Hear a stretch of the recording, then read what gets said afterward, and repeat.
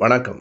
நான் சிவவீரபாண்டியன். 1928ஆம் ஆண்டு முதலே தந்தை பெரியார் அவர்கள் பார்ப்பனர் இல்லாத, சடங்குகள் இல்லாத சுயமரியாதை திருமணங்களை நடத்தி வந்தார் என்றாலும், அப்படிப்பட்ட திருமணங்கள் செல்லுமா செல்லாதா என்னும் ஒரு வழக்கு 1953ஆம் ஆண்டு சென்னை உயர்நீதிமன்றத்திற்கு வந்தது. அந்த வழக்கை விசாரித்த நீதிபதிகள் ரெட்டிபதி சத்யநாராயண ராவ், பூண்டி ராஜகோபாலன் ஆகியோரை கொண்ட அமர்வு இறுதியில் அது செல்லாது என்று தீர்ப்பளித்தது. அந்த தீர்ப்பு 1953ஆம் ஆண்டு ஆகஸ்ட் மாதம் 26ஆம் தேதி வழங்கப்பட்டு ஆணை 27இல் கொடுக்கப்பட்டது. நீதிபதிகளின் தீர்ப்பினுடைய சாரம் இதுதான். இந்த சடங்குகள் இல்லை என்பதோடு கன்னிகாதானம் என்பதுதான் 8 வகை திருமணங்களில் இந்து மதத்தில் ஒன்றாக இருக்கிறது. அது ஒரு பெண்ணை உடமையாக பரிசாக ஆணுக்கு கொடுப்பது. ஆனால் இந்த சுயமரியாதைக்காரர்கள் சொல்லுகிற திருமணத்தில் பெண்ணும் ஆணும் சமம் என்பது போல இருக்கிறது.